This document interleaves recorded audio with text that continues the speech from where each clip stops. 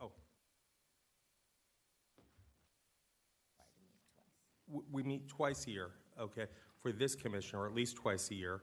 And I'm going to ask the members to introduce themselves in case anyone in the audience is not familiar with us all. But I'm Adam Eben, like I said, from Alexandria, from the State Senate. Delegate Runyon, you want to introduce yourself? I'm Delegate Runyon, currently represent the 25th District, the new district's 35th, Shenandoah Valley. So nice to see y'all. Lee Ware, I represent currently the 65th, soon to be the 72nd District, Chesterfield, Powhatan, Amelia, and Nottoway counties. Hard to keep that button on and up. off. Yeah. Good afternoon. I'm Elizabeth Bennett Parker. I currently represent the 45th District, delegate-elect for the 5th District, which is Alexandria. Senator Spruill, statewide. Thank you, Senator Spruill. Okay, so there are a number of items on the agenda that were added. One of them is an update to our electronic meeting participation policy. This committee had not adopted an electronic meeting policy in the past, but we have a draft policy that Marvi Ali, our counsel, has drafted for us that the members should have at their places. And are there questions on this draft policy? Delegate Bennett Parker. Thank you, Mr. Chairman. I would be remiss in working a lot on this policy area generally if I did not flag the sentence beginning with additionally commission members participating remotely may not make motions or vote. I understand this policy parallels a lot of the other commission policies that have been adopted, but I have not been on those commissions.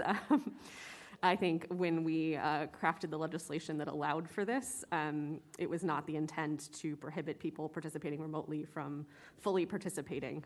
And so I would personally like to strike that sentence. Can you identify which paragraph that's in? Sure, it is the first paragraph under remote participation by members during in-person meetings, and it is the third sentence that begins with additionally commission members participating remotely may not make motions or votes. Let me ask our counsel, I know, did you want to address how we came up with that or that wording? Sure, Mr. Chair. Delegate Bennett Parker. From my understanding, yeah, it parallels a number of the other policies that commissions have adopted. I believe this commission is free to strike that sentence and adopt its own version of the policy. Yes, Senator Spruill. Why would it put that proposed?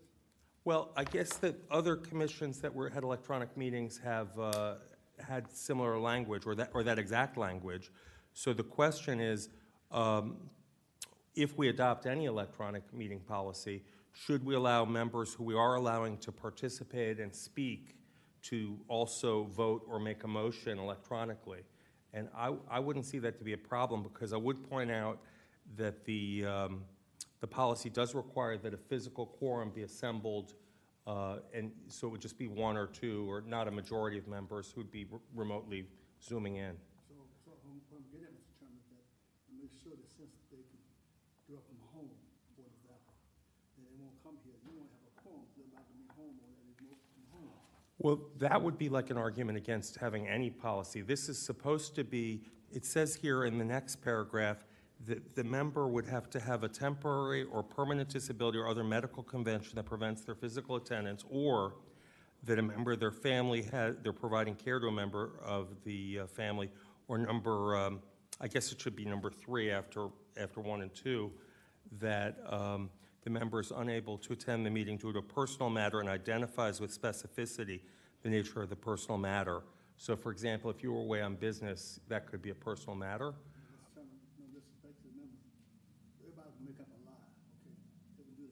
Yeah. My question is that, do we have to have enough members here to have a meeting? So we can't have 2 members here at 5, or you got to be here. Exactly. We don't have a quorum here, then we can't meet. That's right. And usually when you participate electronically, you would let the staff or the chairman know in advance if you were participating electronically, so we could tell people that we need a quorum. Okay, so that means that electronically, you do it, if you're not here, we'll have enough that you can't meet. You can meet, but you can't conduct any official business, I believe. That's right, right? If there's no quorum, you could still have the meeting, but it wouldn't count as official actions being taken. Yeah. I'm just trying to get away from that member from not participating in person, then that they could be on electronic, be on the meeting, but you can't do anything because they're not here. Right. Make sure we have at least enough here to have a meeting. Yeah, we'd want to avoid that. We actually have some at least one vacancy on the commission right now,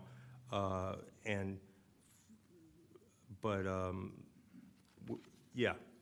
So,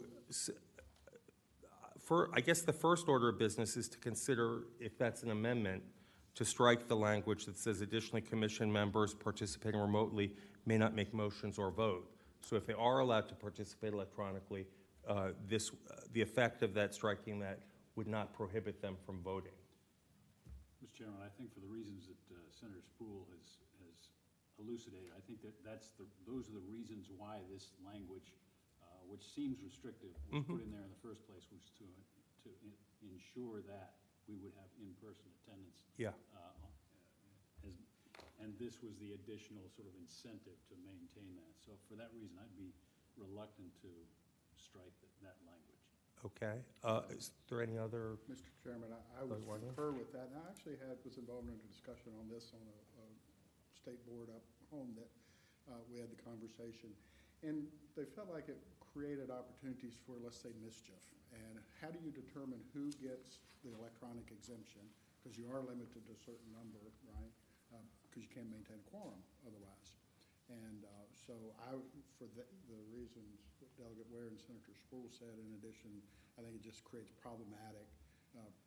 creates problems relating how do you administer these commission meetings.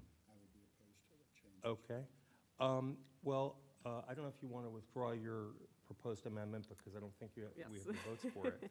Okay. I would just clarify that if this policy were to move forward as is, there would have to be a quorum in the room for anyone to participate remotely. So that would already have to be the case, but I will withdraw my motion. Okay, and I'll just point out for the record that you have to meet one of these three requirements. You can't just say, I don't feel like coming today. You have to either say whether or not you're fibbing or not. Hopefully not. You have to say that you're ill, there's an illness in the family, or that you have a reason that you can't be there with specificity. But that said, with the only correction being where it says the numbers under the three circumstances they could participate remotely, I think that we just need to have a numeral 3 where it says 2 for the second, number 2. Is there a motion to adopt this policy otherwise as presented? So move, Mr. Chairman. Second. Okay, there's a motion and a second. Any other discussion on this? Okay, so all in favor will say aye. Aye. Aye. Any opposed? Okay, so this policy is adopted for future meetings, not this one, but for future. Delegate Kathy Byron was our, former Delegate Kathy Byron was our vice chair, and she also chaired the subcommittee that we have. So we need to elect a new chair. Are there nominations for a new vice chair, I should say? Mr. Chairman, Yes. nominate Lee Ware. Okay, and I would second that.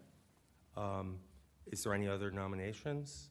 Seeing none, all in favor of Lee Ware becoming our new vice chair will say aye. Aye. Aye. One abstention. Oh, that's very modest of you, but I think you'll do a good job. Okay.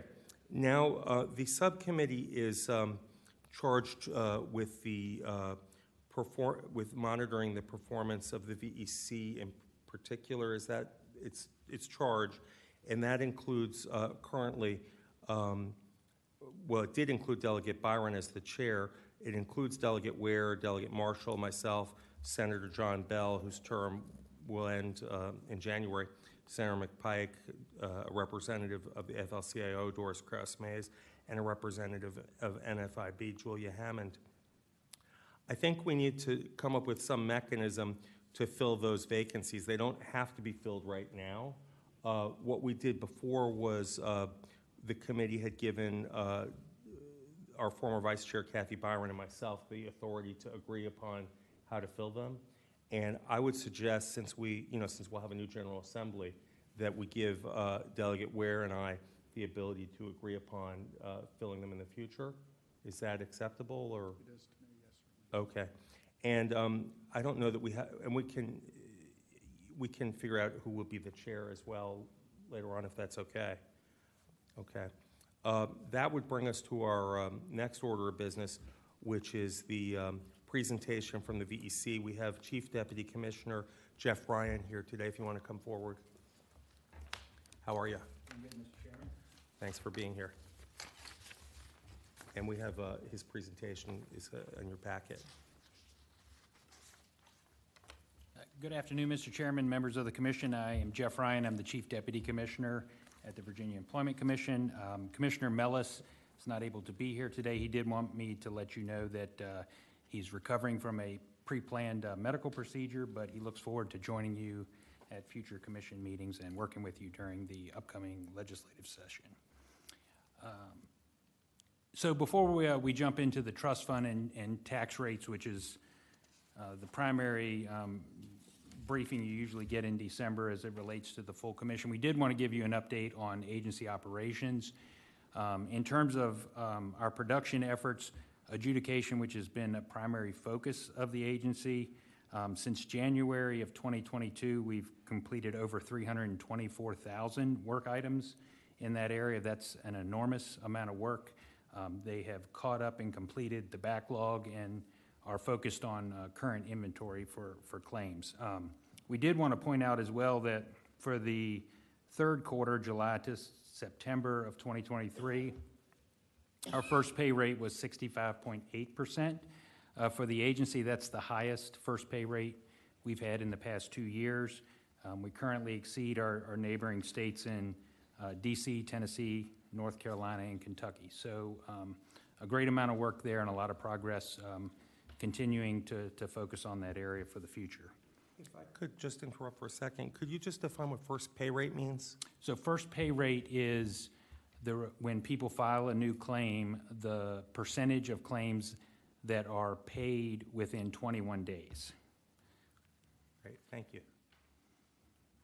All right, and appeals is the one area which, of course, the subcommittee as well as the full commission is focused on before. It's the one area where we still have some remaining backlog work to do.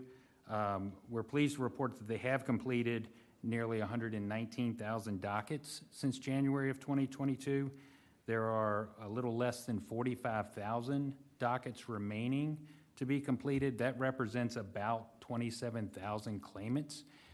With some of the funding that was passed by the General Assembly a few months ago, we were able to hire more appeals examiners, and we're on track to complete that work before the end of this state fiscal year. In terms of customer service, the call center, which we know has been a primary focus of the commission, call volume has decreased by 54%. It does still remain elevated, in part because of customers who are seeking updates on their appeal, for example. We have instituted a number of new procedures in the call center. We have a team that is proactively contacting claimants when they have issues on their claims, working to resolve those, and we do that. We have staff that volunteer to work in the evenings and on Saturdays to contact claimants. For example, if a claimant reports that they're not able and available to work, which can stop their payments, we can contact them now and take their statement in lieu of them having to wait for an adjudication. So that's been a very positive development and a partnership between our call center staff and the adjudication team. The commission had previously asked about instituting a callback feature where when customers call, they can select that they'd rather be called back than wait online. We instituted that and we're previously doing that within 48 hours. We're now down to doing all callbacks same day, and the average callback time is an hour and a half. So that's turned out to be incredibly popular among customers who don't want to wait on hold. I will say for those customers who do wait on hold, the average wait time right now is about 5 minutes. Delegate Bennett Parker. Thank you. Would you prefer questions at the end, or? I'm happy to take them at any time, Mr. Chairman. If it's relevant to this slide, why don't you go ahead? Yes. So this is unfortunately not the experience of my constituents, and so I'm curious if you can talk a little bit more about this optional callback feature and how the average wait time is calculated, because I have constituents regularly telling me that they try to call 10, 11 times, can't get through to anyone, is no callback option. I actually had that experience. I called about 10 minutes ago, and I was just told the volume was too high and to call back later, and there was no option to leave a number. So that doesn't seem to always be working. There's also a chat function that a constituent told me about, but got the same message where it was too busy and to try back later. And so people aren't able to get through. So I question the average wait time being 5 minutes and that this callback feature is optional. Mr. Chairman, Delegate Bennett Parker, there are times when the call queue would be maxed out based on the number of people who could be calling. That could be what you experienced.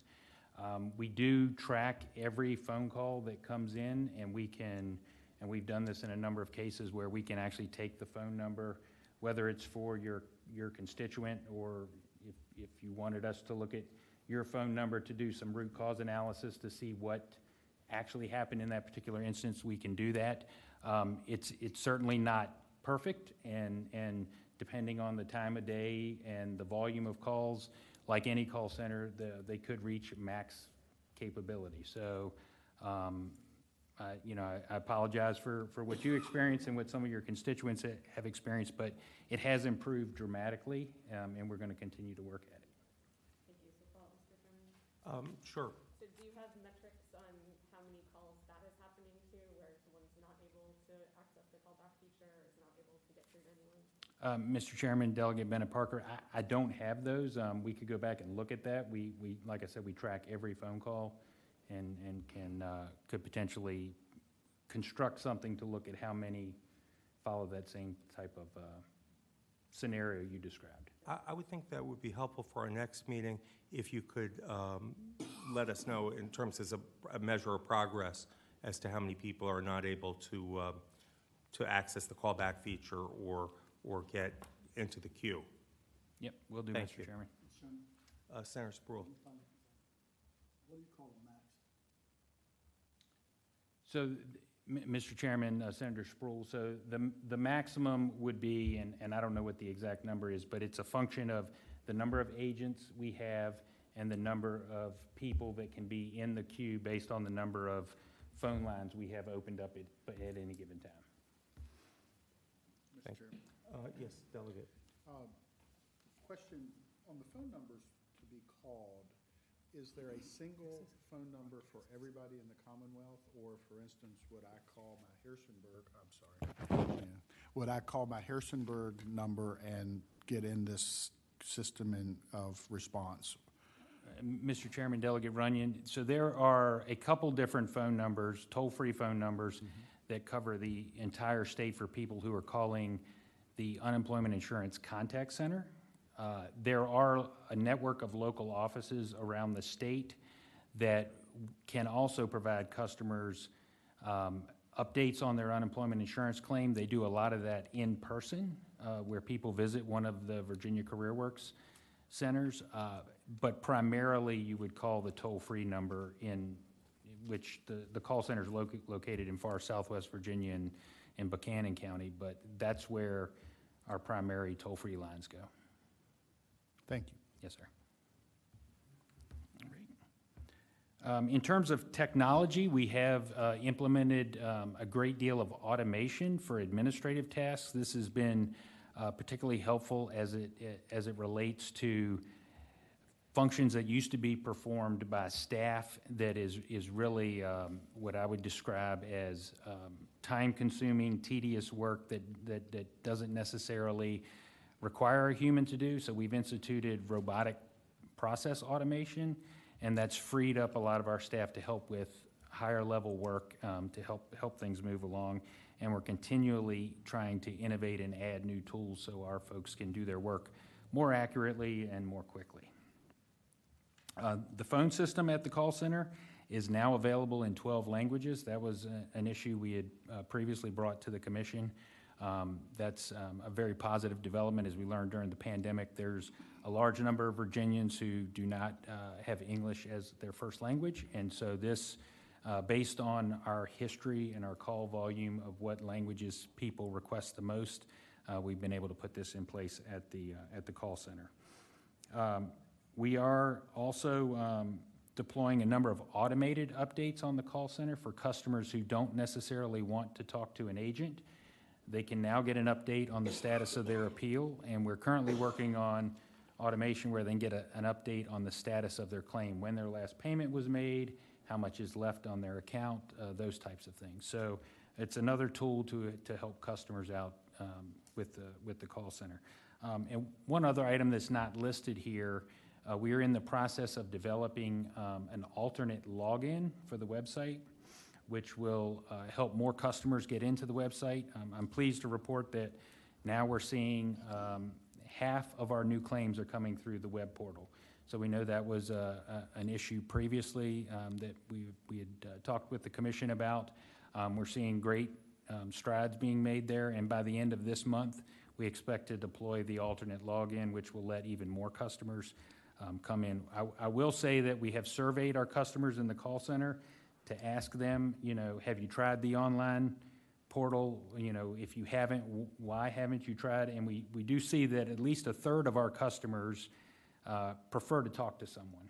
So not everyone wants to go straight to the internet, but we are trying to do what we can to help people be as comfortable and able to use that avenue as possible. Can I ask what the alternate login means? So currently, there's, like you would see on most websites, you create a username and a password. The alternate login will be with ID.me, which is a digital identity verification service that the agency had contracted with during the pandemic. During the pandemic, we used that as at one point it was used as a mandatory path for customers to go through. We're now going to offer it in conjunction with some of their other services as a completely optional alternate path. It's a secondary option. The VA, the IRS, a lot of federal agencies have started using that.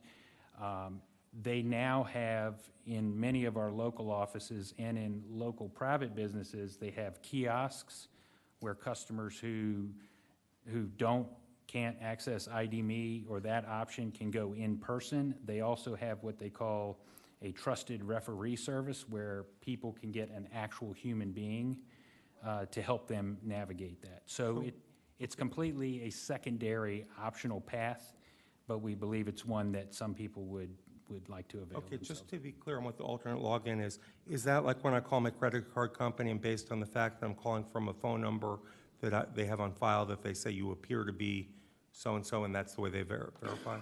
So that won't be for the phone, that will be for the website. I see. The alternate login. What you mentioned, like with your credit card company, we are in the process. We received a special grant from the U.S. Department of Labor to help prevent fraud, and we're in the process with one of Verizon's partners to institute some technology in the call center that will help identify fraudulent callers versus legitimate callers. So we do have a similar project underway as you described it. Okay, I think Senator Spruill had another question. No, you're okay? Mr. Chairman, Oh, I'm sorry, Senator Ware, Delegate Ware. the customers that get automated updates on the phone, talk me through how that happens. What's the fashion under which that occurs? It's much like when you would call and you would have a touch tone types of options. So there's a voice, you know, if you'd like an update on the status of your appeal, press 1.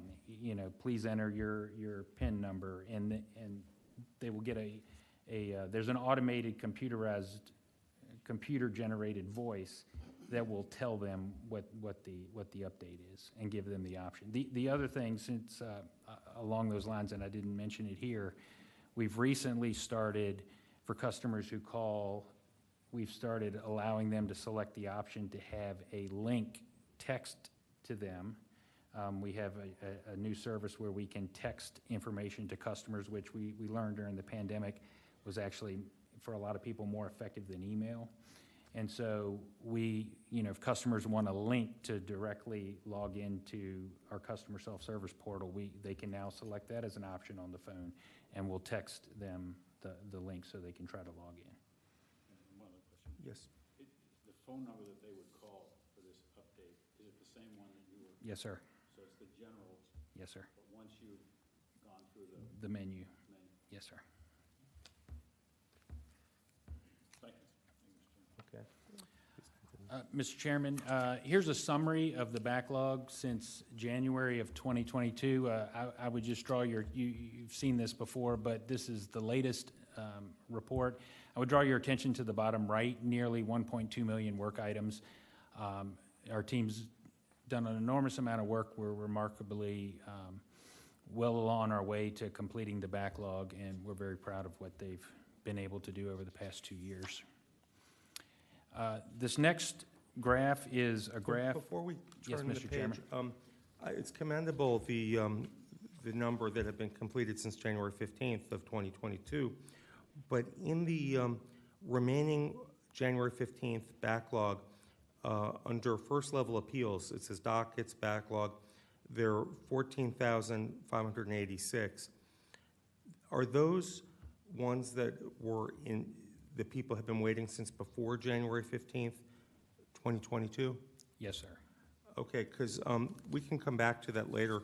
I had a few questions, but I had a constituent reach out to my office a few weeks ago and said that she received an invitation to an appeal hearing despite being told by VEC via letter over a year ago that the issue was resolved. And I was wondering how common it is for individuals to be told that their case has been settled just to receive a notice later on that they have to appear at a hearing. Does that happen often? Mr. Chairman, I wouldn't say it happens often. It can happen and does happen for a few different reasons. So if you recall, there's roughly 45,000 dockets left, which represents 27,000 claimants. It could be that the matter that was resolved may have been one of their dockets and not all of their dockets. During the pandemic, there were a series of programs, so people had a claim under regular state UI. They may have then, when that expired and ran out, they may have had a second claim under pandemic emergency assistance or pandemic unemployment assistance. So it could be for a different claim or it could be for a different docket. We absolutely would be more than glad to look at that specific case and give you a specific answer to why it happened in that situation, but. I'll follow up with you later, but we did get a good result in that my office contacted the agency, or your office, and she was told, she went to the appeal, and I had obtained for her a copy of the letter of more than a year earlier saying that she was clear that she didn't have to worry about an appeal. And then when she got on the appeal, they said, okay, we just technically have to dismiss it. And if there are procedures that you need authorization for under a bill or something to expedite, I know that you're working hard to expedite as much as possible with the resources you've got. So, Mr. Chairman, so with that, what I suspect, based on the way you just described it, so we have had a number of appeals where the claimant's overpayment was waived, and they would have received notice that the matter has been waived in full and they owe no additional funds. And so, in their mind, the issue has been totally resolved. However, they still have a pending appeal, and so where we run into an issue, and there may be a legislative fix, we'd be glad to look at that, is that they have filed an appeal. They still have the right under the law to see that appeal through.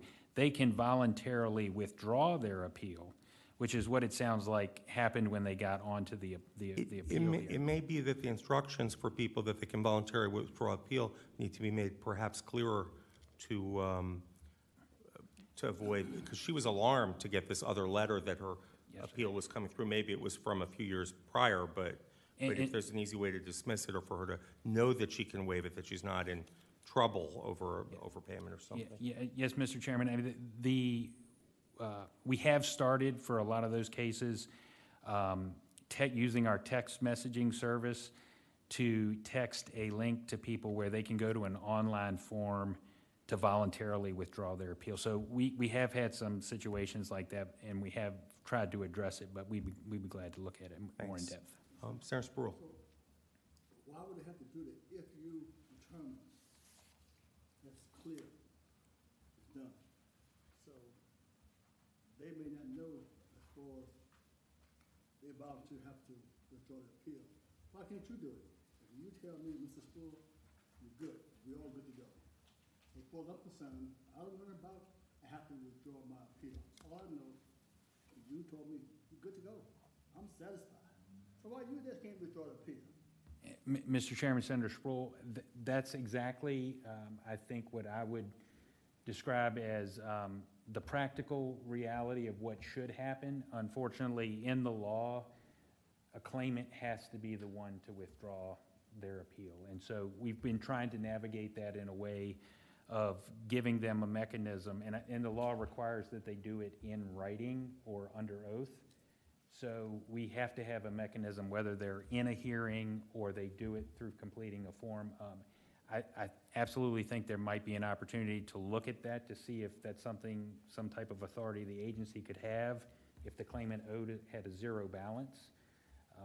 There may be circumstances when we wouldn't want to do that, but we absolutely understand, and in an ideal situation, we would prefer to just do away with those and not have to go through the administrative effort of formally withdrawing it. Mr. Chairman, Yes, Senator Sproul. until the meantime, until you get that done, then wouldn't it be nice if you would tell us, say, hey, you're clear, but you got to go, tell me, because if you don't tell me, I may not know. All I know, I'm walking out of that door, I'm happy as I can be, everything's clean, and I got the appeal. It would have been nice at least to say, hey, you're clear, Mr. Spruill, but you got to, well, a letter, something to have appeal draft as well. So until we can work something out, shouldn't you at least tell them that? Mr. Chairman, Senator Sproul, we are sending them a notice that tells them that. Well, you can't tell them, I'm in front of your face now. Well, Hey, I'm in your office right now. if you are in the hearing, we absolutely let them do it on the spot. We will let people withdraw on the spot. Just to underscore what Senator Sproul is saying, I think it may be a communication issue where if you can evaluate whether you need authority from the General Assembly or if you could just send a form that they could return signed, and if it was just real clear, plain English, that according to our records, your claim has been satisfied, but you have technically an appeal filed that if you don't withdraw it, we'll have to hold another hearing. And that would, I'm not familiar with all your forms, but it just might be a way to make it clear for those situations.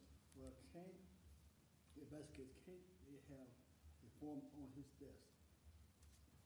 Right, whether it's on your desk or mailed or, Hey, done now, so the appeal, and sign this right here now, that take care of the appeal, you're done. Yeah, Mr. Chairman, You just want to keep a job, keep going on and on for nothing.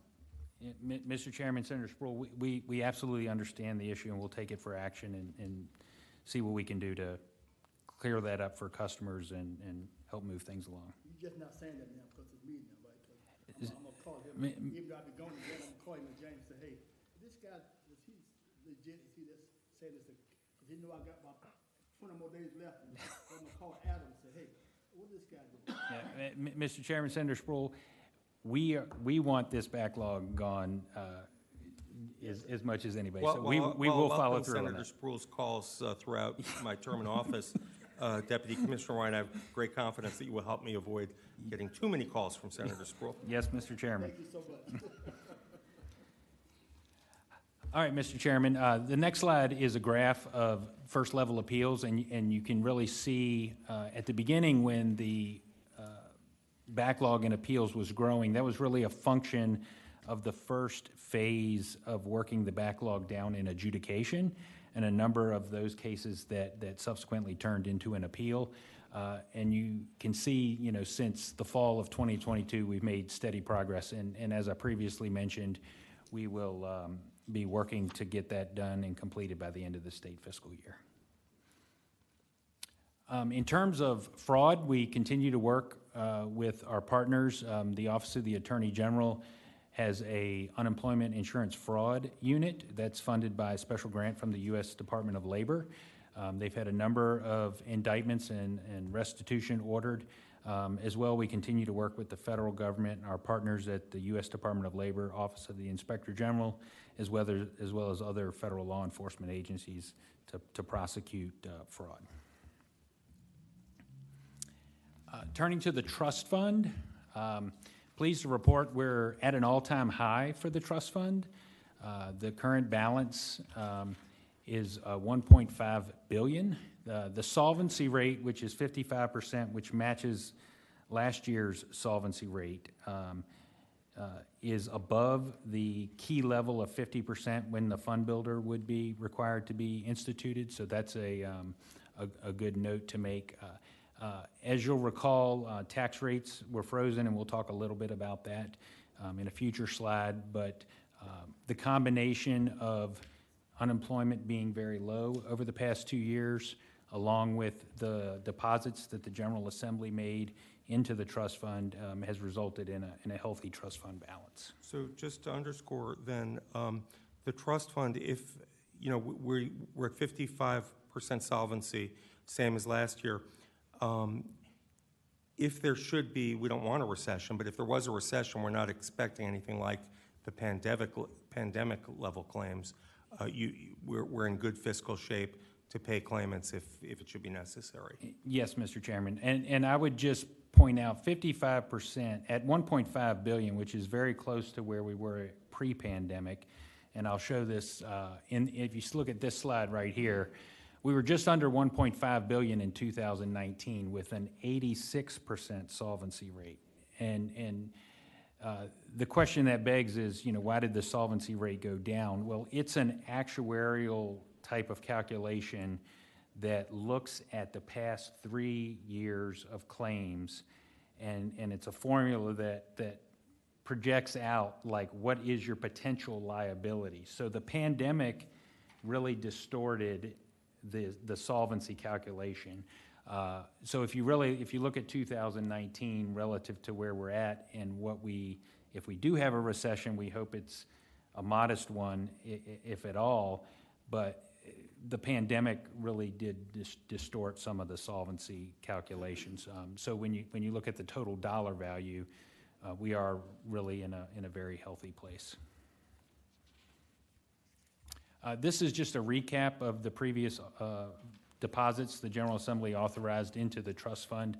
The first 3 were from various federal programs related to the pandemic, and the last one was related to the general fund deposit for the overpayment forgiveness program.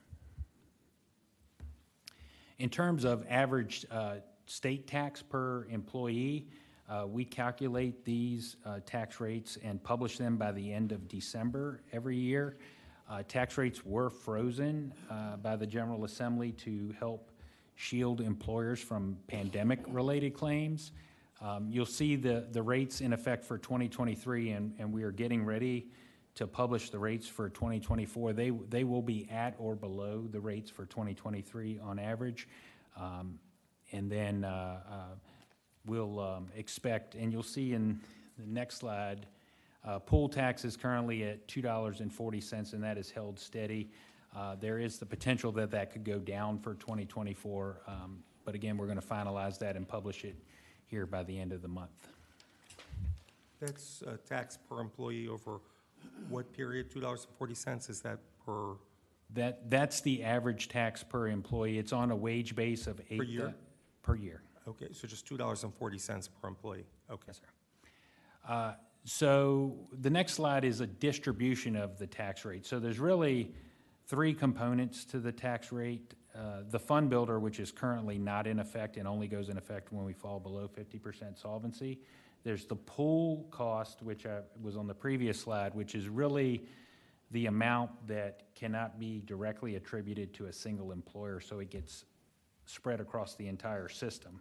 The main part of the tax rate is an experienced base component that employers, based on the claims filed against their business and paid out, much like if you were to have a certain number of claims on your auto insurance policy or your home insurance policy, everybody is going to get kind of a custom tax rate.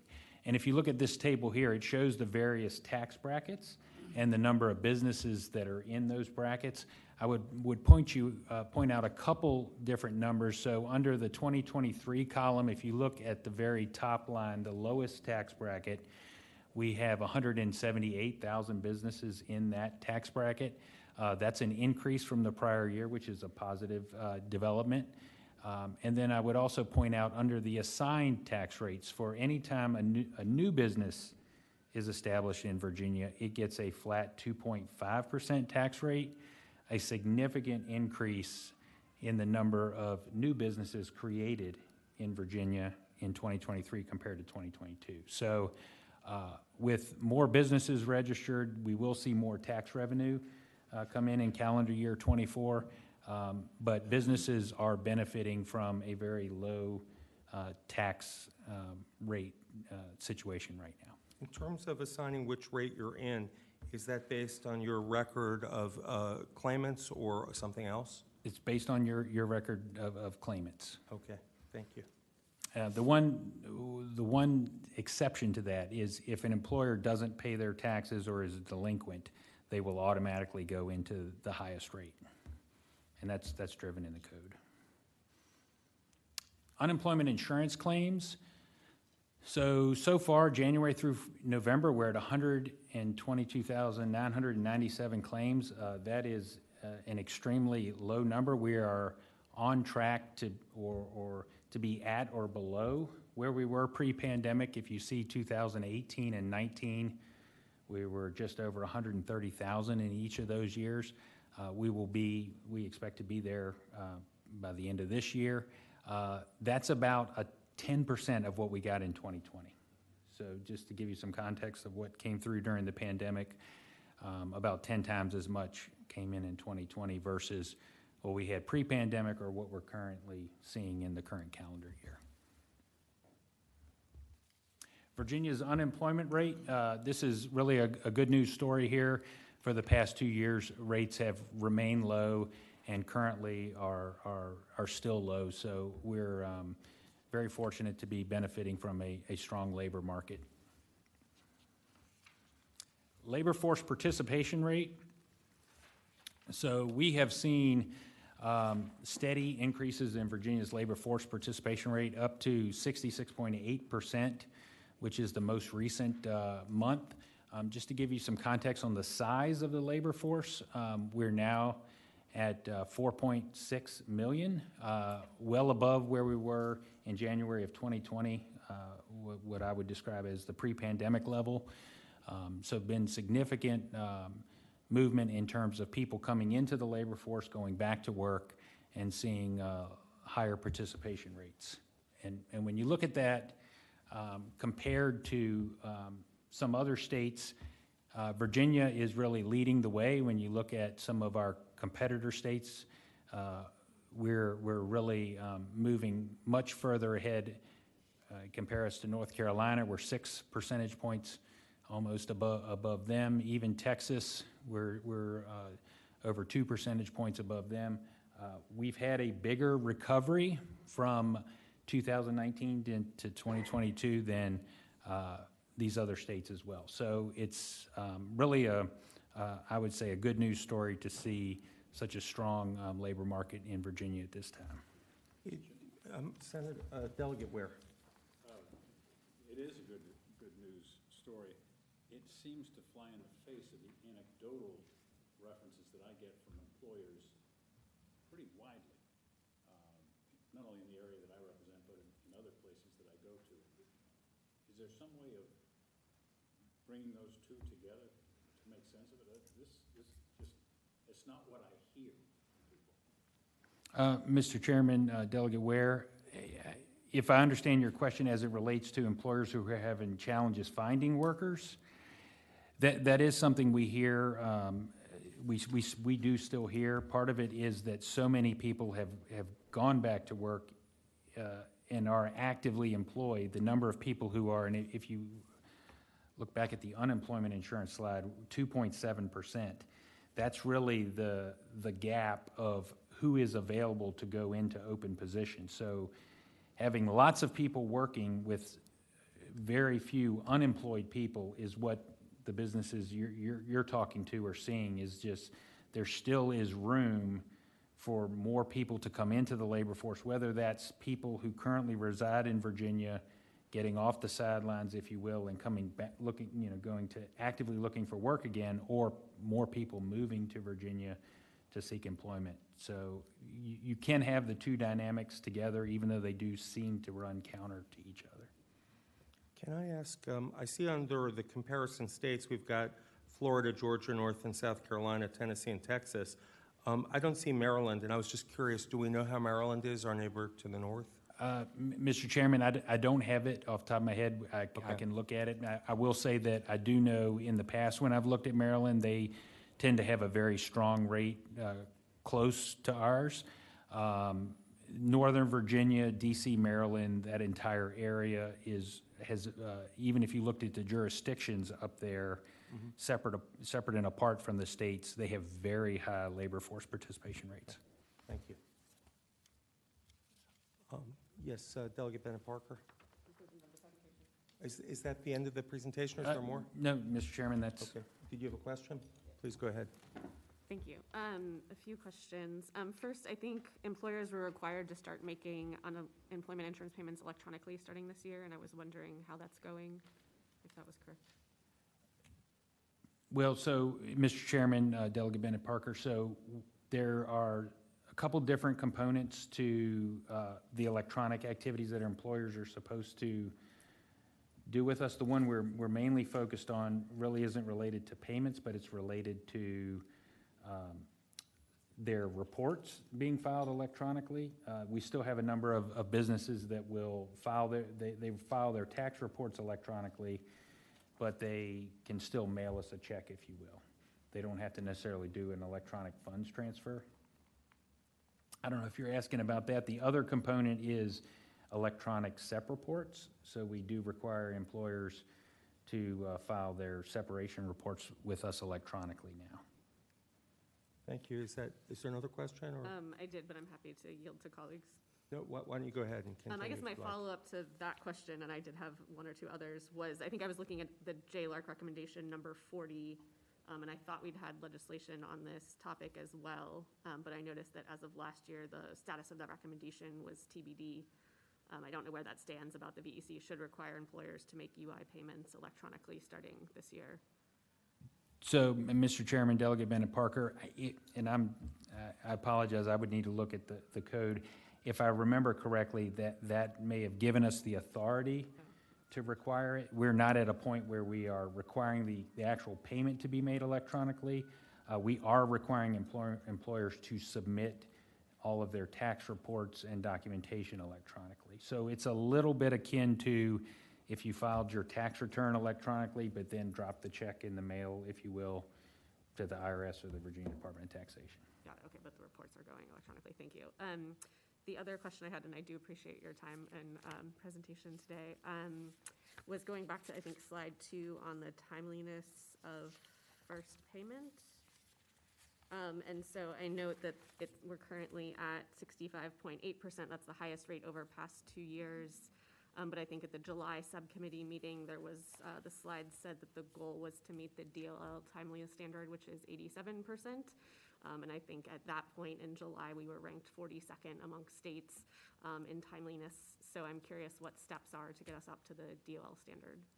Mr. Chairman, Delegate Bennett Parker, so we have a 3 days a week, and I don't want to put the Secretary on the spot, but the Secretary himself participates actively in these meetings. We look at this every day. We have a team that is focused on every single one of our production teams and how timely they are getting claims processed and paid. We are on track to get there, we hope, starting in January. Part of this is tied to some of the backlogs in appeals. If there's an appeal where the claimant was never paid and they subsequently win their appeal, that first payment is by default going to be late. So we are actively working it. It is probably the #1 item that gets the most attention at our daily meetings. We're regularly working on staffing up the adjudication team, which there's multiple areas. So there are claims that can go straight to pay, if you will, if it's a lack of work claim and doesn't require adjudication. But for the ones that we can actively affect, the adjudication team is probably the most influential in getting those across the finish line. So we have we did temporarily move some of our staff from that team to the appeals team to help with the backlog in appeals, and we're now in the process of incrementally moving them back to their core work center. So, we believe as we do that over the coming weeks, that we will get back to the staffing level we need in order to meet the DOL standard. Thank you. Last question. Yes, another question? I Sure. guess related to staffing, thank you for that. I think I was tying this back to my previous question and Senator Sproul's follow-up and Senator Evans about having those metrics before our next meeting. I'm conscious that next meeting will probably be after the General Assembly session, which would not be terribly helpful for us. It seems like in relation to the callback number, that might be a staffing issue, and so if you can get us information on that sooner, that would be appreciated. Yeah, Mr. Chairman, we'd be glad to do that. Thank you. And, the Delegate Bennett Parker's questions provoke a few of my own. I had gotten some complaints. The number one complaint from my constituents about the VEC is it's hard to get someone on the phone for customer service. And also, we're hearing about issues at the VEC field office. The one that I hear about most is Alexandria, long lines or accessibility issues, lack of staff. But I wanted to ask you to comment on the resources that your agency needs, because I was delinquent not sharing this with your agency or with members of this commission. I wrote a letter on June 20th to the chair of House Appropriations and the co-chairs of Senate Finance and Appropriations, asking them to allocate an additional $14 million in 2023 and $16 million in 2024 to help perform essential unemployment insurance functions and invest in unemployment insurance administration. And I know the governor had requested in his budget last year $1.7 million in 2023, and then some of the 3.4 or almost 3.5 million of the existing ARPA administration for call center staffing. And also he requested $3.8 million in 2023 and $6,813,000 in 2024 for appeal staff. I don't think that when we passed our budget late this year, that we were able to, that we did meet the governor's request. Is that the case, or? Mr. Chairman, that funding was included in the budget that. So all of the governor's funding was his request? We did receive the supplemental ARPA funding we requested through the governor. Okay, good. I requested, I'm not sure where I got these numbers, an additional almost 15 or 30 million over the biennium for you all, because I know that there are still backlogs and appeals that people are getting a few years after they originally received claim funds. And I wanted to ask, currently we know that the vast majority of new claims and continued claims are filed by phone. Does the agency aim to eventually complete most of those online, or is it by phone working? Mr. Chairman, our goal is to do most of those online. So what we find is a couple. Right now, we're at about 50% online and 50% by phone. But what we do find is the claims that are filed online, and there's a multitude of factors that go into this, but because they offer the customer drop-down menus, sometimes a customer may not know the exact name of the business they work for, or may not know the FEIN of their employer, or they may not have their W-2 handy. We do have our call center agents that can talk the customers through that. There's a series of questions, what we call dynamic fact-finding, that happens online, where customers can more thoroughly complete their claim, if you will. So there are some advantages for customers to doing it online, and we want to move more of those to online. Right now, those calls in the call center are the longest. They takes about 45 minutes to take a new claim by phone. And so it's really preferential to do those online, and for customers who are trying to call the customer contact center who have an issue that needs to be resolved, that we can handle those separately. So we do have in the call center technology in place, thanks now to the governor and the General Assembly for the funding we've received over the past few years. that gives us the ability to not only, because we have this modern facility in Southwest Virginia, but we can now add agents much more rapidly if we need to staff up in the event of a recession. And without having to procure additional technology, it's much more of a plug-and-play type of system.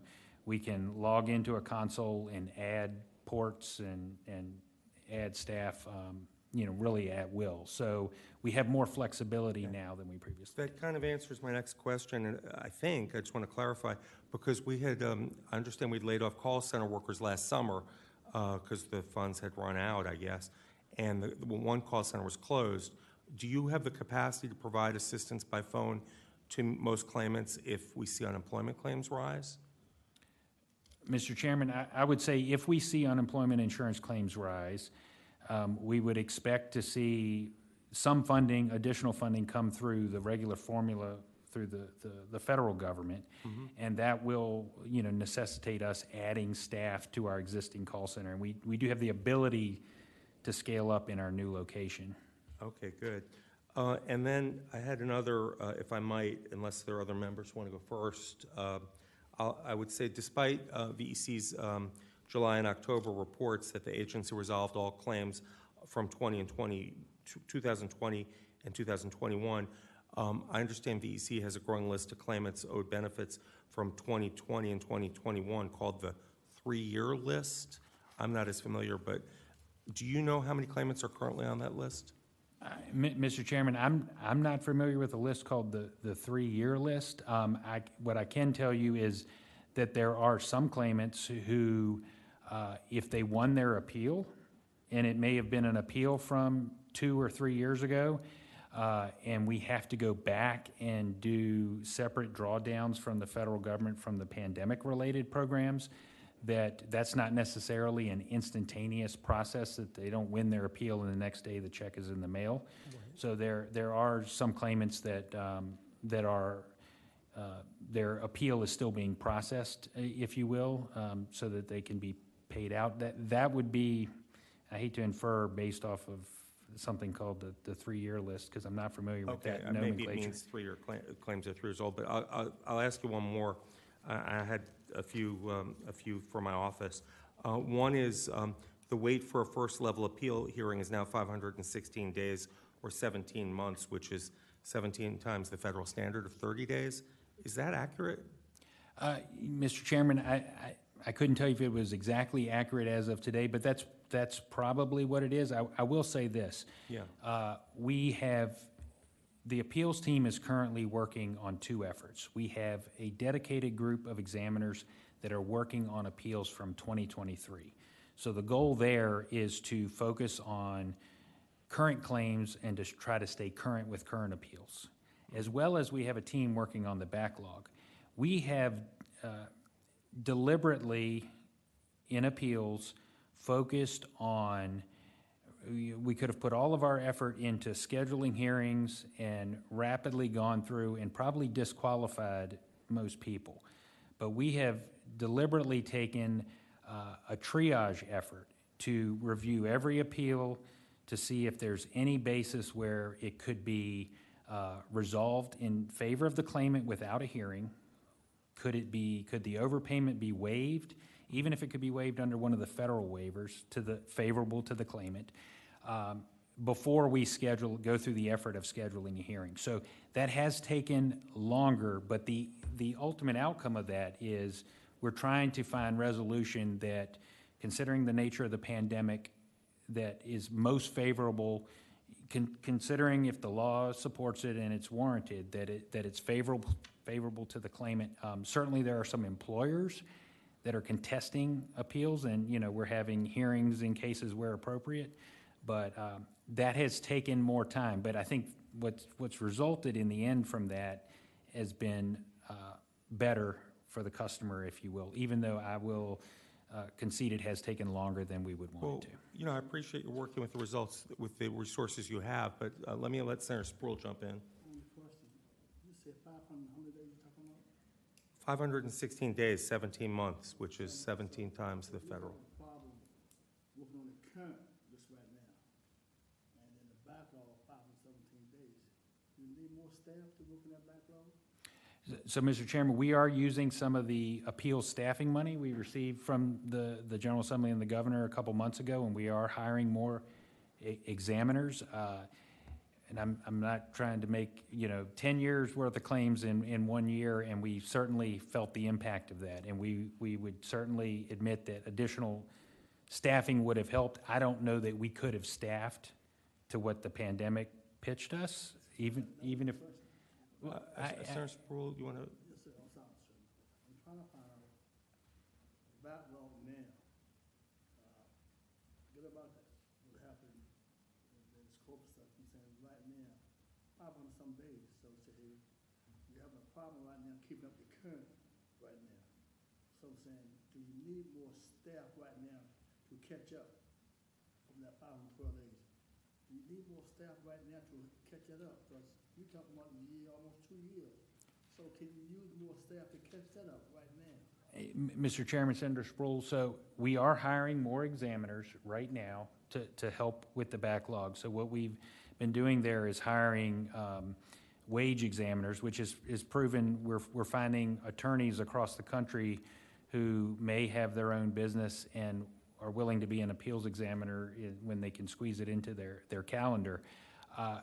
The one challenge and I would just point this out, that it takes a fair amount of time to get someone trained and up to speed. And so as we look forward to the future, we have to have the ability to scale up in the event of a recession or another pandemic, but we also have to be able to have some core level of resiliency so that we don't start where we started the pandemic, which was really for us a historic low in staffing when the pandemic hit. So we do need more staff, and we are hiring more staff.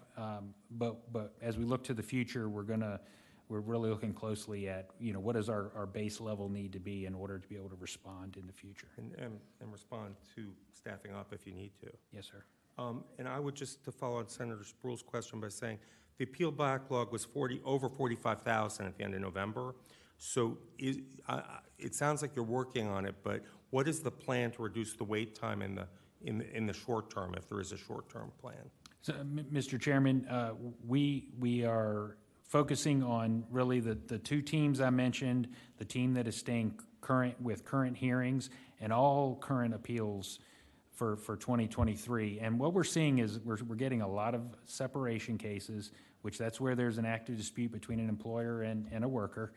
Those are a little more complex, but we have a team dedicated to focusing on those, and then we have a team focused on the backlog.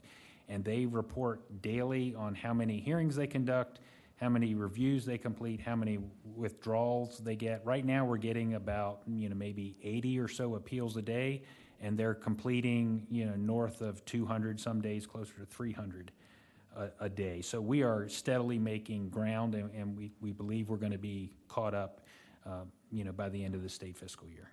Okay. And I have just two last questions in this portion. One is, do we know how many overpayment waiver applications the agency has received but not yet processed? Is there a backlog on that at all? Mr. Chairman, so the update I got a few days on that is that the waiver team was up to date on processing applications. We are still taking those for those claims that are eligible for them, but we're caught up on those. Okay, and the last on this portion that I had was, what affirmative steps is the agency taking to ensure that claimant contact information is correct so that claimants receive both notifications of overpayments as well as overpayment waiver applications? So, Mr. Chairman, the agency, so we have a multitude of methods to contact customers. Obviously, their mailing address that they maintain with us. We have the email address and the phone number they've provided us. We are using all three of those in a variety of ways to reach out to customers. Certainly, with the nature of the pandemic, there are some customers who have moved and maybe didn't update their address with us, even though they're required by law to do so. But in those cases, we will reach out to customers by email or even by phone if we need to get a hold of them. I will say on overpayments, because I know that's a a point of concern that you hear from constituents. We are, and we have proactively, we are, and I don't want to be overstate it, but we are working with customers, recognizing the size of some of these overpayments. You know, where possible, we're waiving those. But for customers who aren't eligible for a waiver, we are working with them to set up no penalty, no interest payment plans that are, in some cases, if a customer can pay us $50 a month, we will take $50 a month and leave them in good standing with their payment plan, just recognizing that if they've gone back to work, they're doing what they can to make right on their overpayment. We're not looking to put such a burden on the customers that they can't manage their repayment plans. Okay. We're not going to let you out of the hot seat yet because I want to ask you to comment on something else, but I did want to also take this opportunity to introduce Secretary of Labor Brian Slater. Thank you for being here today. And while you're both here, I'll say I'd asked the appropriators for, I think, about $30 million for you all to plow through things even faster in the budget that we adopted, and I don't think we got quite that much. But I'm hoping, I know the administration has asked for budget proposals with cuts in agencies in case times are not good, but I'm hoping that you'll be able to let us know after December 20th how the staffing levels in the governor's budget would improve things or not. I'm sure you'll say they'll improve things, but I'm hopeful that the governor will devote adequate resources. We do have on our agenda, are there other questions for Deputy Commissioner Ryan? Okay, thank you for being here today, but we're going to ask you to comment on something else in a bit. I have, under other business, 2024 legislation. There are two bills at the members' seats in your packet, and there's a summary, I believe, as well of each bill. Would it be the best approach to have counsel just read the summary or explain the two concepts first, and then we can have a discussion? Yes, Mr. Chair, no problem. We'll start with the LD number ending in 3689, and I'll have Sarah Kinzer explain the first of these bills. Yes, the first draft provides that an employer's failure to respond timely or adequately to a written request for information relating to an unemployment claim results in a waiver of all of such employer's rights in connection with the claim, including participation in appeal rights, unless such employer demonstrates that good cause exists for such failure.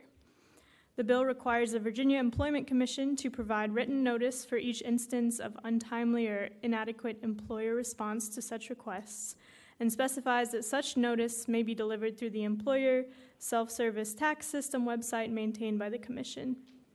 The bill also requires the Commission to provide each employer with information regarding deadlines for timely and adequate responses to such requests.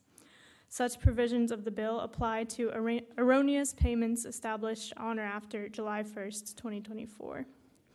The bill also prohibits a deputy designated by the Commissioner to adjudicate unemployment claims from examining or considering facts contained within an employer's untimely or inadequate response, and requires that information or evidence from an employer or third party must be shared with the claimant, who must also be provided a reasonable opportunity to review and respond to such information or evidence.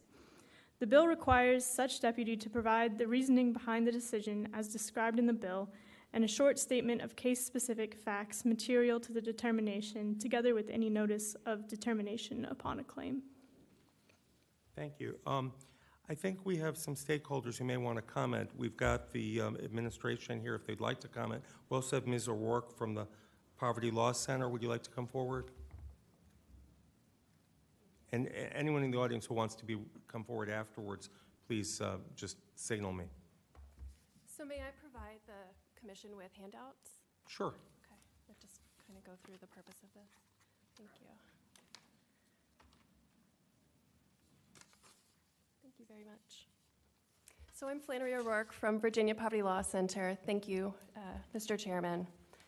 So what this bill aims to do is to address the deputy adjudication process and make it more efficient to hopefully prevent appeals backlogs and in future economic downturns. So right now, the adjudication process is operating without information material to the determination of whether the claimant is entitled to benefits.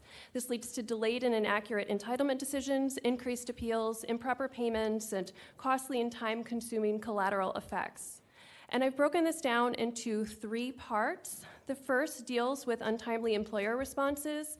This actually came from a conversation, a meeting that Pat Levy-Lavelle Legal Aid Justice Center and I had with the commissioner and deputy commissioner of the VEC, where we learned that a number of employers were not providing timely responses and not providing material responses when they received the initial request for information on the claim from the VEC. And inadequate job separation information causes roughly half of all overpayments made by the state, and the state has the highest improper payment rate in the country. And there is a current law to ensure timely and adequate employer responses, but it is costly, complicated, and ineffective. And actually, in 2017 and 2019, the commission, they're supposed to submit reports to the General Assembly every 2 years. They commented that it was costing them, in a 4-year period, it cost roughly $1 million, and that because they have to determine whether the employer's untimely response is the cause of an erroneous payment in an appeal hearing, I'm quoting from Commissioner Hess, the addition of this issue results in the appeals and special examiners having to devote time to an extra case issue and has negatively impacted these hearing officers' ability to devote the usual and customary amount of hearing and review time to adjudicating substantive case issues in these appeals or cases. So I listed out in that gray table what the current plan is, and you'll see why it's complicated and costing the agency so much money to implement. The first instance, you get a notice. The second instance of being untimely or inadequate, you get a notice. The third time, there's a civil penalty. The civil penalties are not collecting very much money. In a 4-year period, it collected $8,700. Recall that, as I said, this cost the agency over nearly $1 million to enforce in a 4-year period. And then the fourth instance, and this is in a 48-month period, the employer receives notice and they may be held responsible for the benefit charges for an erroneous payment, but again, that is decided at the appeal hearing as an extra issue. So what we propose here is instead just making, for each time that the employer provides an untimely or inadequate response, they receive notice, a waiver of the right to further participate in the claim, and that's, if they establish good cause, then that would not occur, and they have that opportunity, and responsibility for benefit charges. So the goal here is to simplify the process, to make the process easier to implement, less costly to implement, because what happens is employers are not providing material information in a timely manner, and then they get a decision in favor of the claimant, and they contest it, and so then it becomes one more appeal. And so right now, with the appeal backlog taking, leading to the wait for an appeal hearing taking 17 months, it means that the claimant gets paid out for the full scope of their 12 to 26 weeks of unemployment benefits. Then, 17 months later, that they have that appeal hearing, and the appeals examiner finds in favor of the employer, finds that something disqualifying that meant that the claimant was not entitled to benefits. And so now it's caused another unnecessary appeal. If they had provided the information timely, you wouldn't need that appeal. It's caused an overpayment that is a huge stressor for the claimant, but also a huge burden on the agency to have to collect. And all that time, anytime you have another appeal, you're adding, other burdens to the call center, to every facet of the agency. So that's this first piece, and I can pause for questions or we can keep going. No, I have a question. You referred to meeting with former Commissioner Hess. Had you also discussed this with former Commissioner Roth or with the current commissioner? No, so I actually, when I quoted Commissioner Hess, that came from the 2017 and 2019 reports to the General Assembly.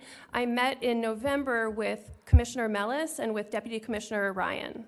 Okay, And so- that was where I learned about that they are continuing to have challenges with untimely employers who are then providing material information in the first instance at that appeal hearing that's happening 17 months later.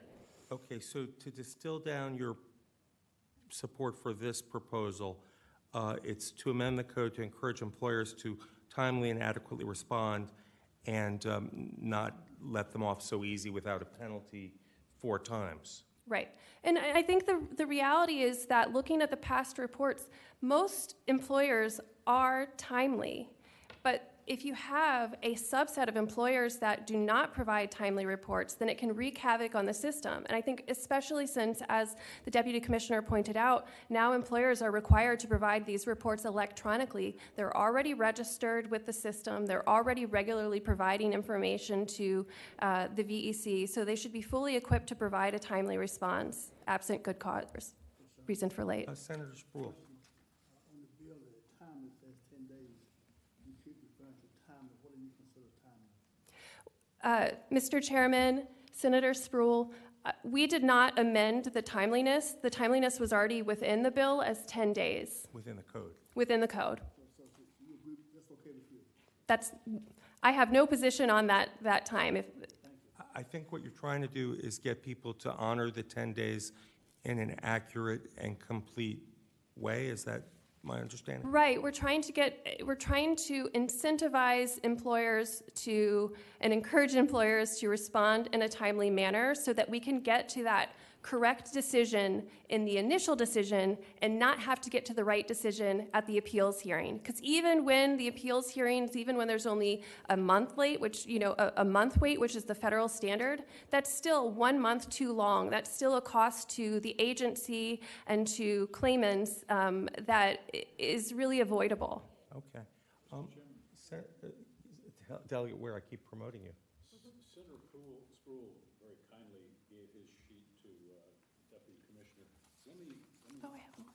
ask, because it would seem to me this could be more fruitful in the conversation if there's somebody who would be like with a chamber or a small To business. hear from a here. business. I don't necessarily recognize anybody in those categories, but if they were here and could also be reviewing it, Yeah. that might be helpful. Is there somebody here from the employer? Do we have any representatives of the business community in the audience? Okay, well, we'll continue our discussion in there. Thank you, Mr. Okay, Chairman. thank you.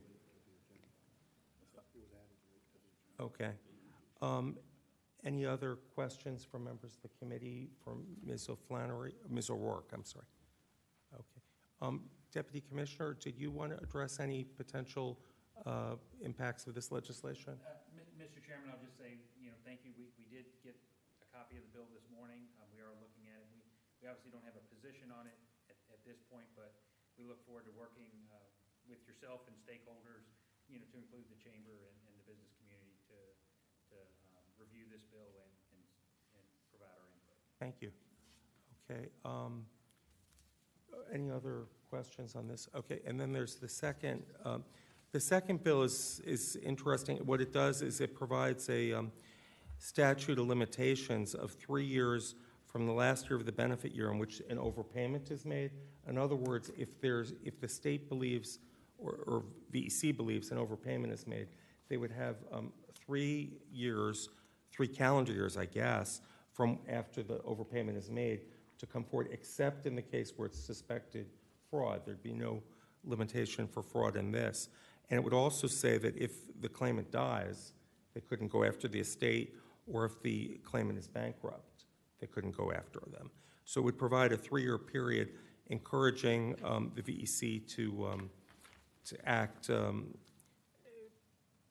perhaps more hastily in the event of an overpayment. Personally, if I received an unemployment claim of $10,000 or something, and then I decided to, perhaps I'm going to law school or change jobs or whatever, I would find it challenging to pay back after just a year unless I'm a prudent saver and flush. Senator Spruill. So I get $10,000, I'm gonna spend it, I don't care.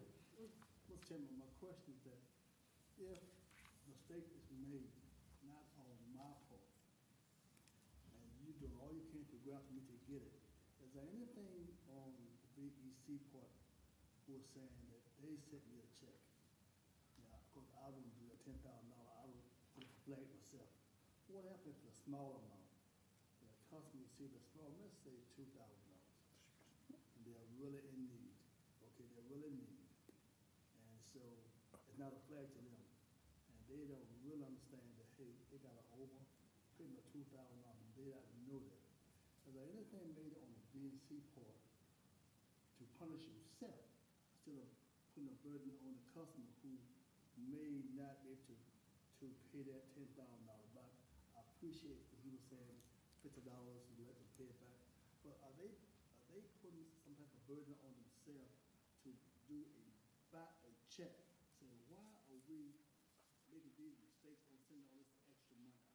Are they doing anything about Well, I think what we should do is let the deputy commissioner comment on what currently happens. I wonder which circumstances a waiver is granted. Is that, could, I want to know if they're penalized? are you spanking yourself when you make mistakes? You send me $2,000, I'm a poor guy. You know what I'm saying? I was thinking, oh my goodness, I don't know what you sent it to me, I didn't send it to myself, you sent it to me. And now I gotta pay it back, I can afford to do it back. Thank you for $50 a month, I can do that. But are you doing a thing for yourself to do a check to stop you from sending people all this extra money? So, Mr. Chairman, Senator Sproul, so we do monitor payments that are erroneous overpayments or overpayments to determine, if it was the fault of the claimant, it could have been the fault of the employer, or it could have been the fault of the agency, or a combination thereof. So we do monitor that, and we have a process in place where we give feedback to our staff to try to resolve those. I will say, as it relates to the overpayment waiver, so Virginia does have an overpayment waiver in place, but it's only for the pandemic time period. I don't recall what the exact number is, but we are one of I'll say a relatively small number of states that does not have a permanent waiver in place. So there is the option under the Social Security Act for states to grant waivers in situations where it is without fault of the claimant. So the claimant has to have provided true and accurate information, and it has to be completely on the fault of either the employer or the agency. So, One second, let him finish. so those are the circumstances, but we do monitor, if you will, whose fault it was and what was the cause of the overpayment. And if I can guess, Senator Sproul's going to say, what if it's your fault? Thank you, bless your heart. All I'm saying is this, okay, we got all these restrictions, knowing this is my fault. My point being, they go to a smaller job. For example, if I'm on a small job and I knock it down and break it, it costs me $12.50 pay. That $12.50 come out of your pay. I work for the company, and I'm putting stuff on the shelf, and I break something, $12.50 come out of my pay. So I'm saying, what are you doing to yourself if when you check and say, oh, it was my fault? They got all the restrictions on the person who was getting that money, they got to pay it back when they had it. But when it's your fault, what are you doing to do a check for yourself to keep you from doing that mistake? Are you punishing yourself in any kind of way to keep you from doing those kind of mistakes? Mr. Chairman, Senator Sproul, so in terms of punishing ourselves, I would say there's not necessarily a formal consequence on the agency. The agency does have to answer for the mistakes that we make. I will say that more often than not, when you, and as I think it relates to the policy issues that are trying to be addressed in these bills, the overpayments generally are going to be as the result of a dispute that is adjudicated between whether it's at appeal or at a subsequent deputy's determination between an employer and a worker. There are two sides to why the person was separated. The worker has their case to be made, the employer has their case, the deputy or the appeals examiner takes the evidence into consideration and makes a decision. That will often result in an overpayment. That's determining who gave the most complete and accurate information, whether we took it properly into consideration and made the right decision. It varies, but generally, pandemic aside, generally overpayments are going to be the result of something that is adjudicated against the claimant based on information that comes to light either from the employer or sometimes reported by the claimant at some point during the claims process. Dan, you'll be a good politician, I like you. Okay, it's Delegate Runyon. Promoting me as well. I appreciate that, I think. So, Chief Deputy, question so that I understand, when a payment is made and it's determined that the employer laid off the employee is due the payment, the employer's tax rate goes up because of that, in general. Claims, right, yeah. So in this circumstance, what happens if the agency makes the error? Does that charge go back to, and money has to be paid to the employee? Does the employer's experience rating, are they punished for that? Mr. Chairman, Delegate Runyon, I'm going to ask our UI Director, Susan Landis. She probably definitively knows the answer to that. Hi. Good afternoon. I'm Susan Landis. I'm the Unemployment Insurance Director with the Virginia Employment Commission. So when an overpayment, if we determine the benefits have been overpaid to an individual, we credit that employer's account back to typically the next quarter. They receive notice the next quarter. So, but once the benefits are determined to be overpaid for taxable employers, their account is credited back once that overpayment is established, notwithstanding whether or not the overpayment has been repaid back to us. For reimbursable employers, so that's generally your government agencies, municipalities, things like that, they do not receive a credit until that full overpayment has been repaid in full back to us, or waived if it is able to be waived. If I might follow up to ask, is there any statute of limitation now? I mean, hypothetically, could the agency say, oops, we made a mistake, or maybe they didn't make the mistake, someone made a mistake 5 years ago. Could they then say, I owe money from 5 or 6 or 7 years ago? Is there any limit? I believe there's a 7-year. There is a 7-year, limit. I can say that for, we do have overpayment, I'm sorry, I'll sneeze, I'm so sorry. That's okay. We do have overpayments that will result, like Mr. Work was saying, and like Chief Deputy Commissioner Ryan were saying, that'll result from appeals hearings. Typically, in normal times, we are not conducting hearings on something that is more than 3 years old. Those overpayments will result generally for overpayments that are resulting from other issues. We typically will not pursue them if they are more than 3 years old, just as sort of a course of practice. So then if we were to recommend this legislation, the 3-year period is your current common practice? It is a common practice in overpayments that are being established through sort of more of an investigative method than a decision result. Okay. If that makes sense. And currently, if the claimant has died or has gone bankrupt, do you have the authority to not pursue the overpayment? We do have the authority to not pursue the overpayment for even living, for living claimants with bankruptcies of a certain, it has to be particular types of bankruptcies. It's not every type of bankruptcy. Okay, but 3 years wouldn't be a drastic change from the agency's existing practice, or would it?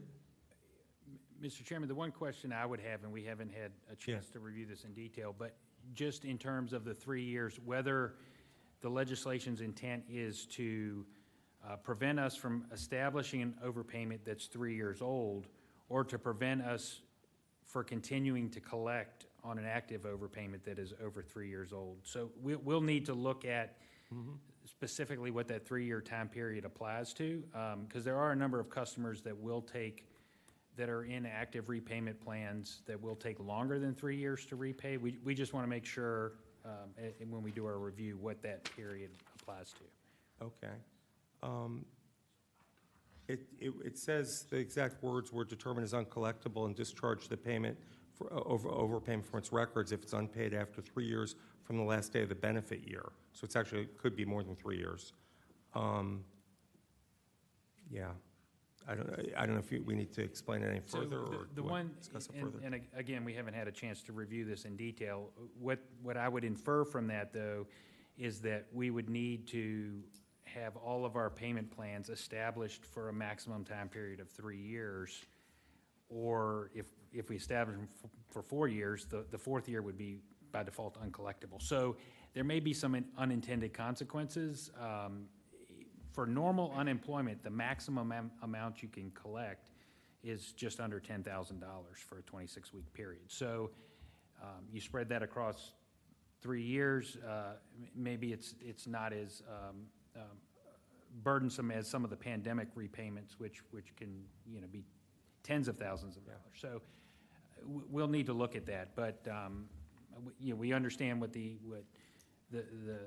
intent of trying to alleviate the burden that overpayments place on customers, and again, we're willing to work with stakeholders and yourself to see Okay. what we can do on that. Senator Spruill. On this particular bill, could they look at that and get back to the delegates and senators who are, Yeah, will be the members of the commission and the assembly, sure. so I mean, I can't see voting on that, but I think they should, on this particular one, that they should look at it very carefully and get back to the members. Sure. Yeah, we would like more feedback. And then, and as in addition, on the other bill as well, do you have any closing comments, Ms. O'Rourke? Yes, I just wanted to clarify what the current law is. So currently, VEC may write off with good cause after 7 years. What this says is VEC shall, after 3 years, for non-fraud. The current law doesn't distinguish between fraud and non-fraud. What this says is that for non-fraud, VEC shall, after 3 years, discharge and determine as uncollectible. And I will say that while it may not, I don't have the numbers on common practice. I will say as recently as last month, I had a claimant who applied for benefits and didn't receive anything because his current benefits were fully offset for an overpayment that he incurred in 2017. And so that is one of our larger concerns, is that there are a number of claimants that do not have the ability to pay this, and they are stuck with this debt for perpetuity, and the offsets are coming at the worst time, and it undermines the whole point of unemployment insurance, which is to help folks in times of unemployment cover their loss, but also to help the Virginia's economy in times of higher unemployment. And so if you are taking away, offsetting those funds so that persons get nothing when you know that they have nothing, that does not work. Okay, and I don't know that we're going to come to a conclusion today, but I appreciate your bringing this to my attention. And do members of the committee have any other questions for Ms. O'Rourke? Senator Spruill. I agree with him on that particular point, so I noticed you keeping quiet on that one, so what can we do about that? Because she's right on that particular point. Why can't that part go back to where it was before, at least? Because what she was saying, that can be horrible on that person. Well, I mean, there are only two actions we can take today. We could elect to endorse one or both of these bills, or we could elect to not necessarily endorse them yet with our imprimatur of our committee. Are you suggesting you want to move forward with one of these, or do you want? About the that you could take more than 7 years to. How can we fix that? What she's talking about? What do you recommend? Well, what I recommend is the bill as drafted, but I just wanted to clarify that the current law, it's not a guarantee that after 7 years this debt goes away. Right now, what it says is the VEC may, after 7 years, with good cause, write off this debt. Not that they have to, and not that they are. And what is happening in practice is that when that individual with that old overpayment goes and applies for unemployment, their benefits are fully offset to cover that old overpayment. So you were saying take away the share, put back the May. That's what you're trying to say. I'm saying set the statute of limitations at 3 years for non-fraud so that there is a clear cutoff point, so that overpayment determinations need to happen earlier. What's happened during the pandemic is they're happening years later. You received benefits in 2020. You're not getting that overpayment determination until 2023. And that's when the things start on collections. And right now, there's no guarantee that that overpayment will ever go away. And particularly for our low-wage workers, they can't even afford $50 a month. They are going to be paying these overpayments for perpetuity. And something that I think that the Deputy Commissioner pointed out, Virginia is one of only 10 states that doesn't have a permanent overpayment waiver.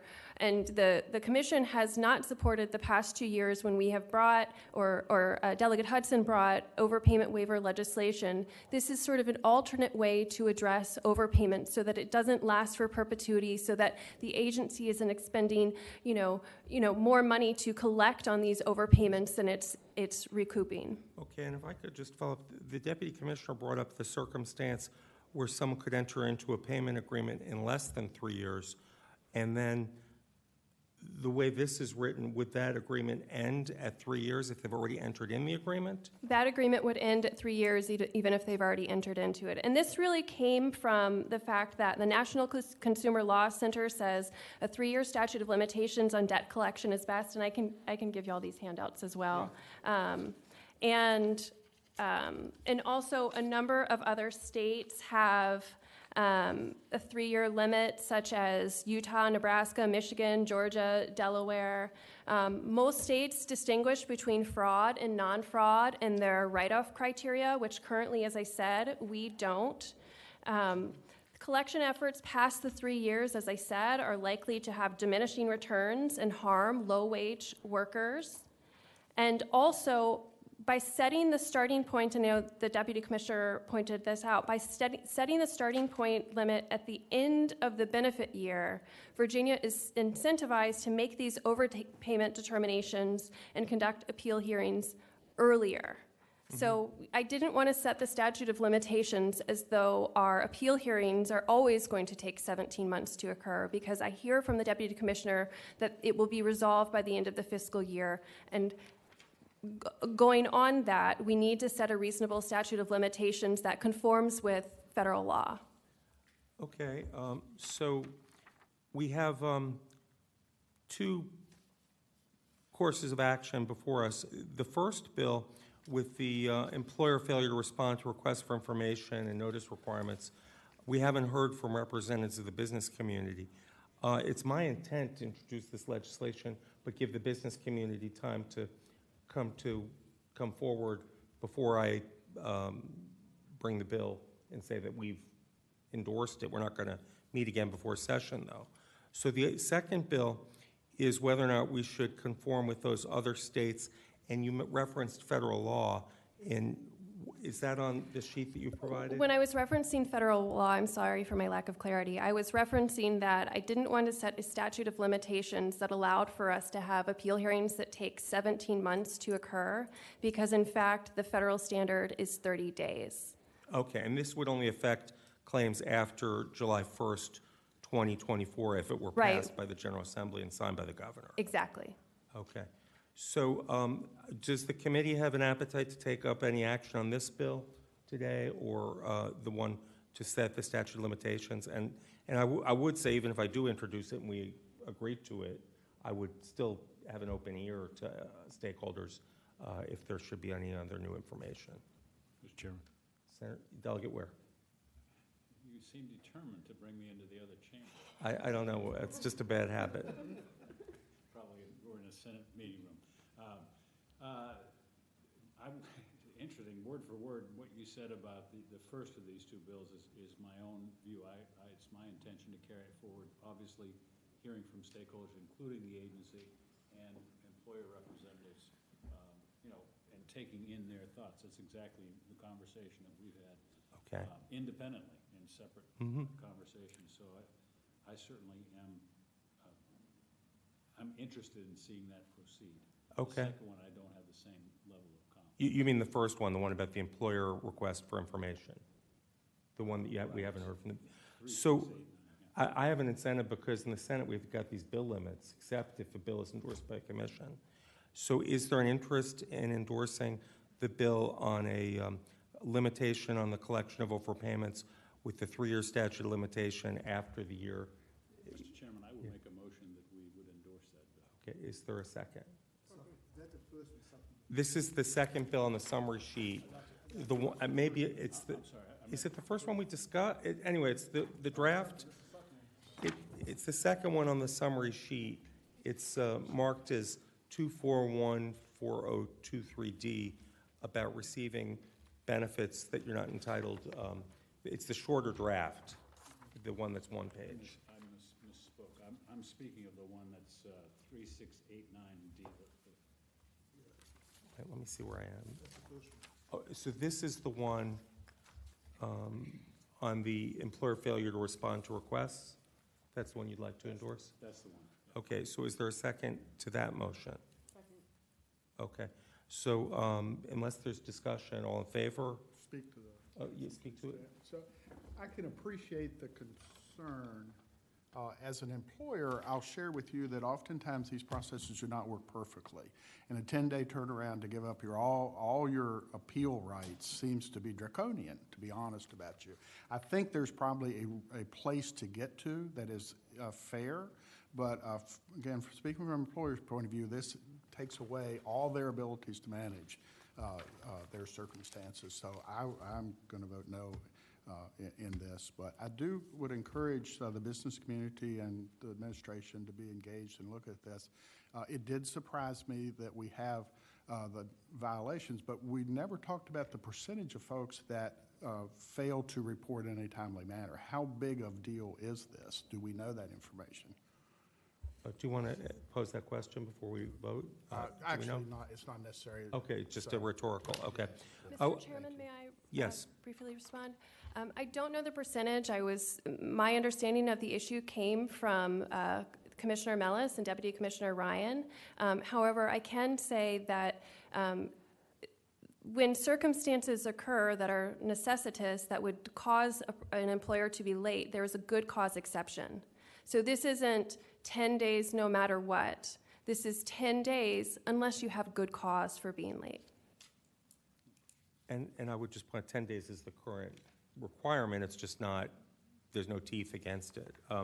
Okay, so there's a motion to approve by the commission the introduction of this bill about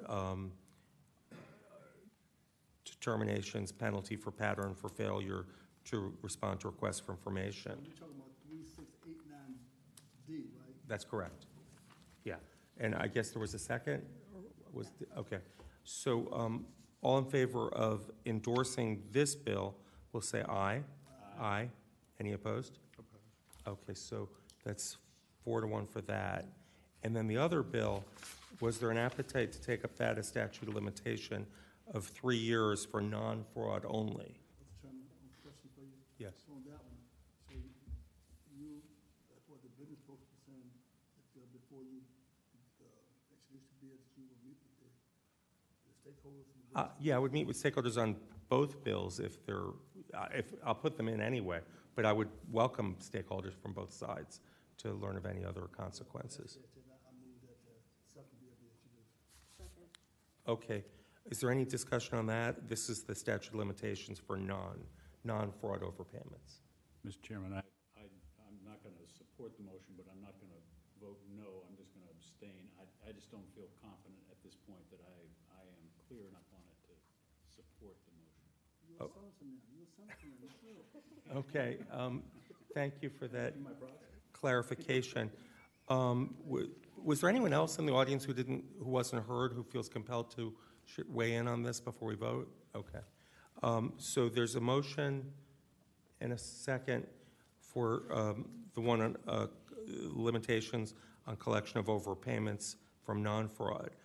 So all in favor will say aye. Aye. Any opposed? Okay, so that's 3-1 with one abstention. And then I would, when I introduce there's no better way to get stakeholders to weigh in than to introduce a bill. So I'll look forward to having an open door for anyone from the agency or otherwise who would like to weigh in on the language further.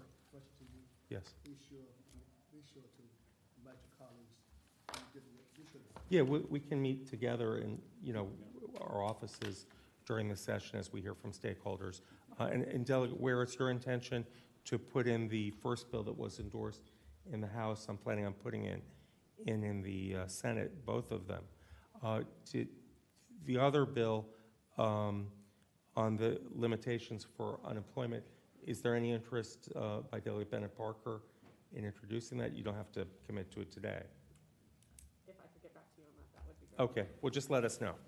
Okay, so I think we have public comment on the agenda. Are there members of the public who would like to address the commission? Please come forward and introduce yourself.